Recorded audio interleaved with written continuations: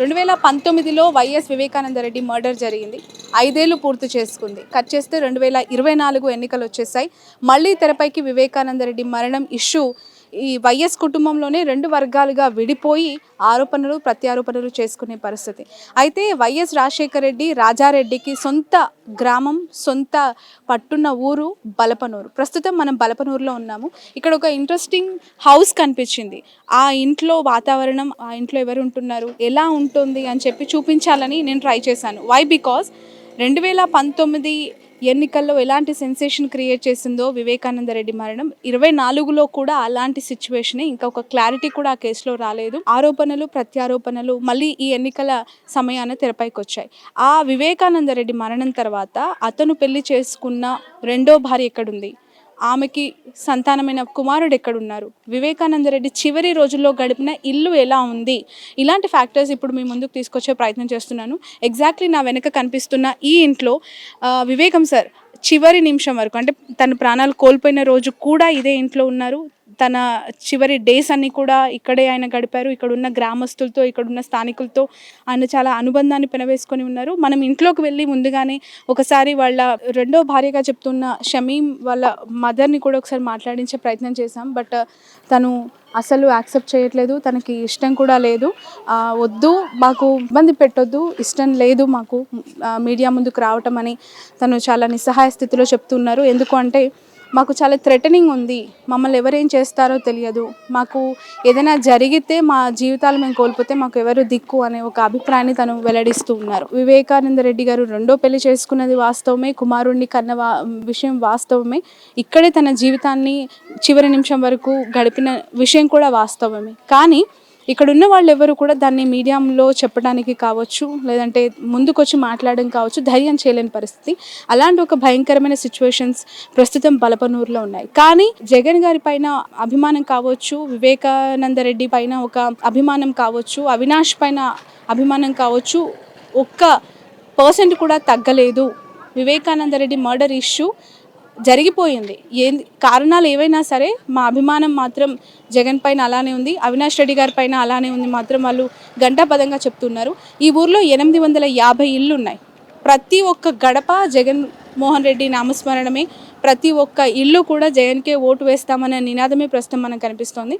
So Vivekananda Reddy ఇల్లు ఎలా ఉంది, ఆయన ఇంట్లో వాతావరణం ఎలా ఉంది అని చూపించడంలో భాగంగా ఇక్కడ నేను ఒక్కసారి ఆగి ఈ దృశ్యాలు మీకు చూపిస్తున్నాను. This is Vivekananda Reddy's house.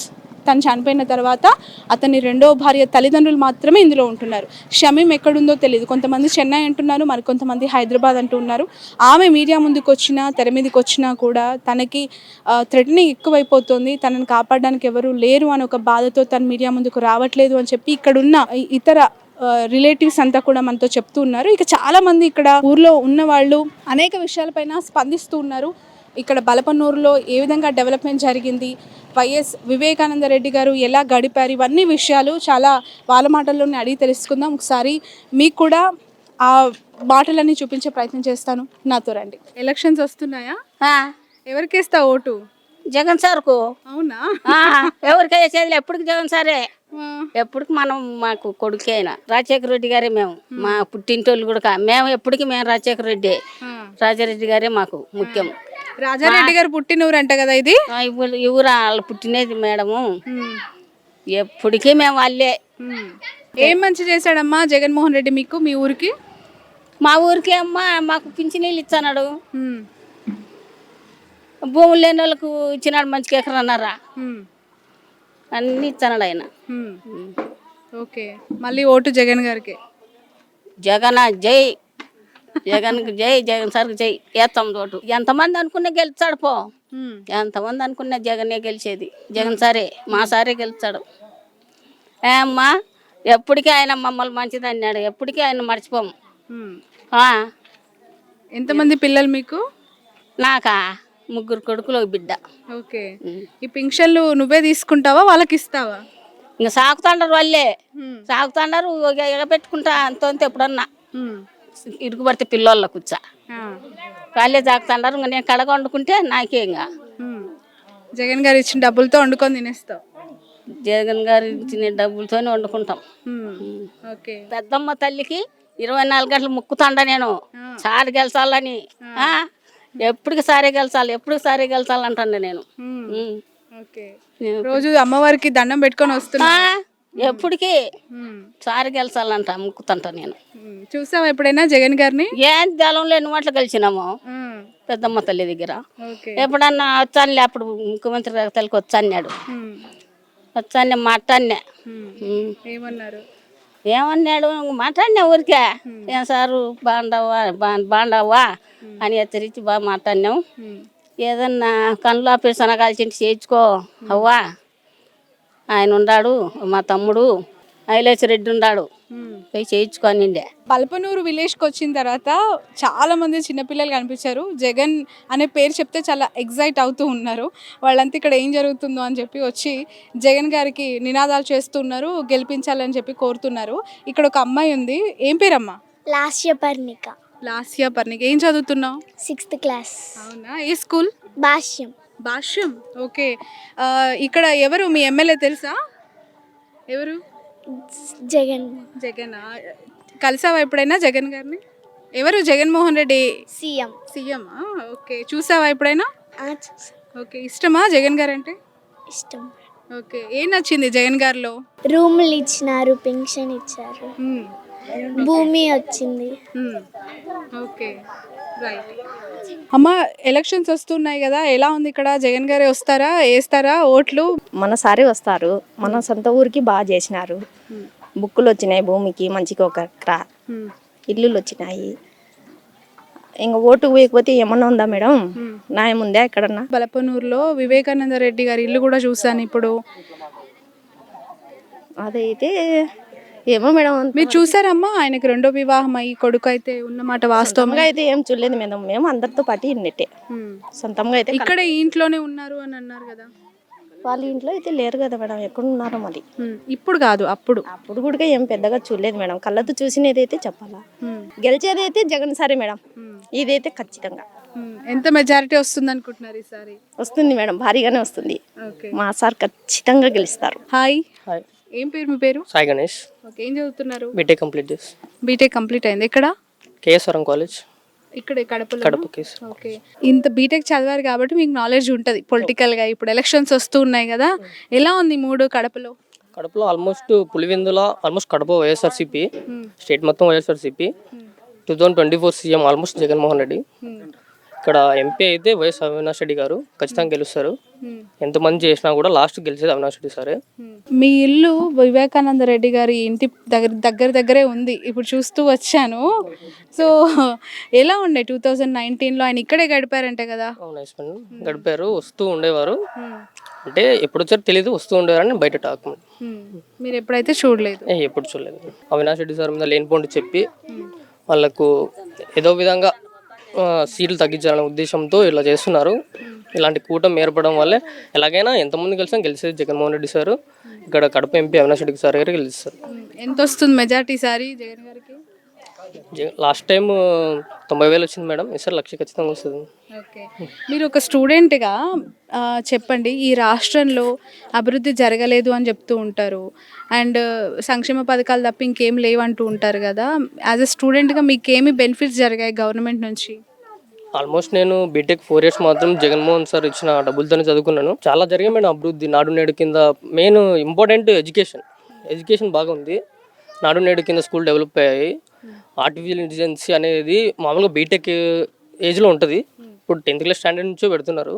బలపనూరులో ప్రతి గడప ఒక emotion bonding YS Jaganmohan Reddy గారితో, ఆ కుటుంబంతో.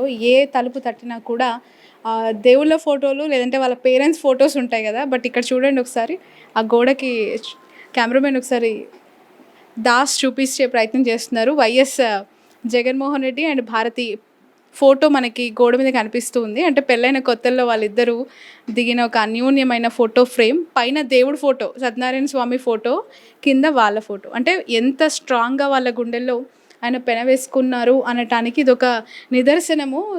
ఎవరు వచ్చి ఓట్లు అడిగినా మేము మాత్రం ఆ ప్రేమని డైవర్ట్ చేసుకోలేము అన్నమాట ఓపెన్గా వ్యక్తమవుతుంది. అయితే ఇక్కడ నేను తిరుగుతున్నప్పుడు ఒక ఫ్యామిలీ కనిపించింది. వెంకటప్ప స్కూల్ గురించి ప్రతి ఒక్కరు తెలుసు. జగన్ గారు చిన్నప్పుడు చదువుకున్నారు ఆ స్కూల్కి పేరు కూడా వాళ్ళ స్కూల్ టీచర్ పేరు వెంకటప్ప గారి నామకరణంతో ఇప్పటికీ కూడా రన్ అవుతోంది. భారతి గారి కనుసన్నల్లోనే ఆ స్కూల్లో అనేక activities, very good education and food, health అన్నీ కూడా తను దగ్గరుండి చూసుకొని ఆ స్కూల్ని కొనసాగిస్తున్నట్లుగా కూడా మనం చూస్తూ ఉంటాం. సో ఆ వెంకటప్ప గారి తమ్ముడు కూతురు ప్రస్తుతం మనతో ఉన్నారు. షీజ్ ఏం పేరమ్మా? అరుణ. చాలాసార్లు మేము టీవీలో చూస్తూ ఉంటాం, బలపనూరు వెంకటప్ప స్కూలు, వెంకటప్ప జగన్ గారి టీచరు అని చెప్పి. అసలు ఏంటి వెంకటప్ప గారికి ఆయనకున్న అనుబంధం ఏంటి, ఎప్పుడు చదువుకున్నారు? మన జగన్ సార్ వాళ్ళ నాయన రాజశేఖర్, అప్పుడు నేను చిన్న పిల్లదాన్ని, అప్పుడు ఆయన అక్కడే ఉన్నాడు.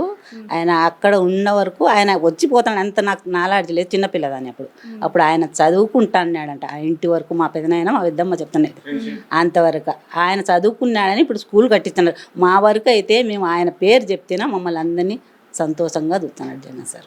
అది నా వరకు. నేను ఇప్పుడు ఎక్కడైనా కానొచ్చినా అరుణక్క అని పిలుస్తాడు, నీకేం ఆపద వచ్చినా అని చెప్తాడు. ఈ బజార్ అంతా మా చిన్న గుడిచెలు అప్పుడు జగన్ సార్ రాక తలకనే. రాజశేఖర రెడ్డి జగన్ సార్ ఉన్నప్పుడు ఈ బిల్డింగ్లు ఎట్లున్నాయి, ఆయన ఇచ్చిన బిల్డింగ్లే. ఏ పథకము ఈ బజార్ క్రాంతి రాదు. ఎవరు ఏది కోరుకున్నా ఇది మాకు వస్తుంది. మాకైతే గుండెల్లో మా జగన్ సార్ నిలిచిపోయినాడు. ఎవరు ఏమి చెప్పినా మేము వినాం. అది ఏదో వాళ్ళ పర్సనల్ వాళ్ళ వరకు. మా వరకు అయితే మా జగన్ సార్ అవిలాస్ సార్ వరకు ఈ ఊరంతా అది. ఏంటమ్మా మీ ఇంట్లో జగన్ గారి ఫోటో కూడా పెట్టుకున్నారు? ఫస్ట్ నన్ను ఏమన్నాడంటే మా సార్ జగన్ సారు, నేను ఒక కూతుర్ని, వెంకటప్ప తమ్ముని కూతుర్ని, నా పరిస్థితి బాగాలేదంటే దగ్గర పిలిచి, నువ్వు నా కుటుంబంలో ఒక మనిషివిక్క, ఏమన్నా ఉంటే అక్కకు నీవు ఏమి కావాలి, ఈ ఊర్లో ఏం కావాలంటే నాకేం వద్దు, నా పరిస్థితి అంటే సరే నేనుండే, నీకేం కావాలంటే ఈ ఇండ్లు ఇచ్చింది నాకు ఏమీ లేదు. నా భర్త చనిపోయి నాకు 3 పిల్లలు, 2 బిడ్డలు, 1 కొడుకు. కొడుకు ఉన్నప్పుడు ఈ ఇండ్లు, ఈ స్థలం కానీ నాది కాదు, ఆయన ఇచ్చి రాసిచ్చి రాజశేఖర్ నేను హైదరాబాద్ అంటే నువ్వు ఎక్కడ వేసుకున్నా నా పేరు చెప్పు, ఈ ఇండ్లు ఇచ్చింది ఆయన. నాకు 1 ఇండ్లు వస్తుంది ఒక్కొక్కరికి, నాకు 2 ఇండ్లు ఇచ్చినాడు మా రాజశేఖర్ రెడ్డి సార్. మా జగన్ సార్ నేను ఇప్పుడు ఎక్కడున్నా అరుణక్క బాగుండా, నీ సమస్య ఏది అనే ప్రేమతోనే పిలుస్తాడు. ఇంకా అంతకన్నా ఏం కావాలి, వాళ్ళు ఏదో సుకుమ ఇంత ప్రేమగా పిలిచే సార్ మేము ఎట్లా నమ్మకుండా పోవాలో చెప్పండి. ఎంత నేను ఇంట్లో పోయినా కానీ అరుణక్క, నాది ఏమీ లేదు, ఒక మామూలు ఇది కుటుంబం, మాది ఒక పేద కుటుంబం. ఇంత ప్రేమ చూపించేవాడు మాకు ఎందుకు ఉండదు చెప్పండి మేడం, చెప్పండి. అది నాకు అప్పుడు ఒకసారి మా ఆయన ఫోటో తెచ్చుకుని పోయినా, అక్కడ షాప్లో సార్ ఫోటో ఉన్నది, మా ఆయన ఫోటోతో సార్ ఆయన ఫోటో తెచ్చుకున్నా.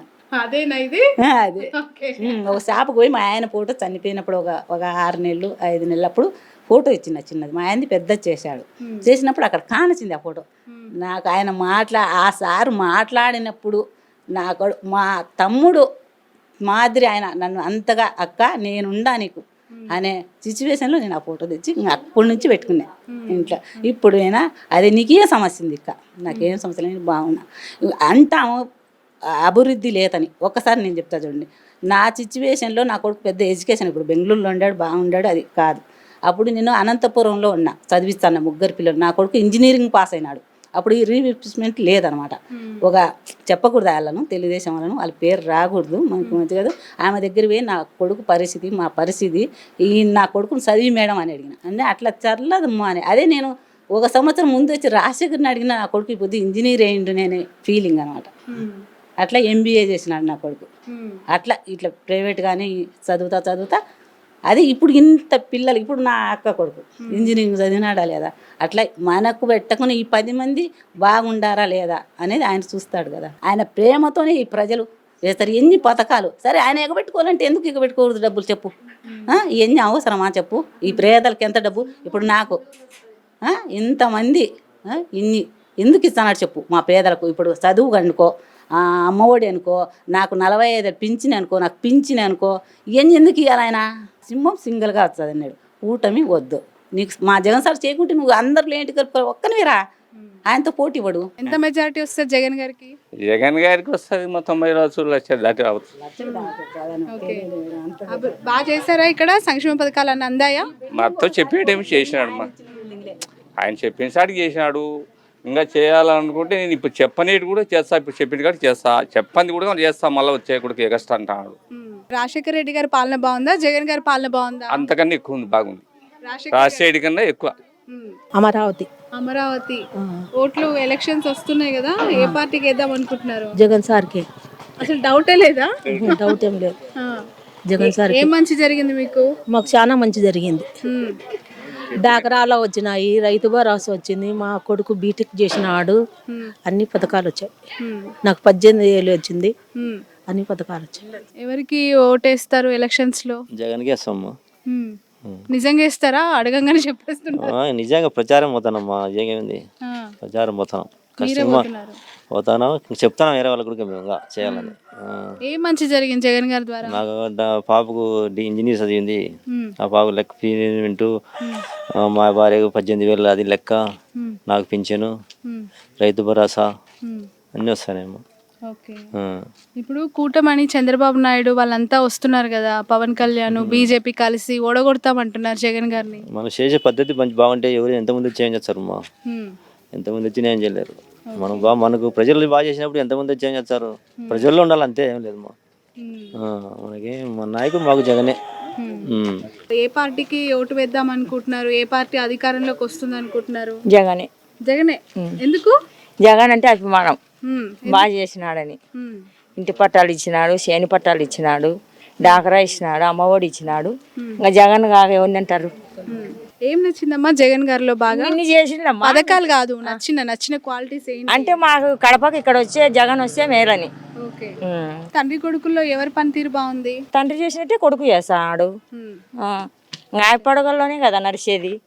ఆంధ్రప్రదేశ్లో ఎన్నికలు జరుగుతూ ఉన్నాయి. అయితే తొలి ఓటు వచ్చిన వాళ్ళు చాలా ఉత్సాహంగా ఉన్నారు. వాళ్ళ ఫస్ట్ ఓటు ఏ పార్టీకి, ఏ లీడర్కి వేయబోతున్నారు అనే దాని పట్ల కాస్త క్యూరియస్గా అనిపిస్తోంది. అడిగి మరీ వాళ్ళు ఇంట్రెస్ట్ చూపిస్తూ ఉన్నారు. ఒకసారి అడుగు తెలుసుకుందాం వాళ్ళ మాటల్లో వాళ్ళ అభిప్రాయం ఏంటి అనేది. హాయ్, ఏం పేరు మీ పేరు? జగదీష్ మేడం.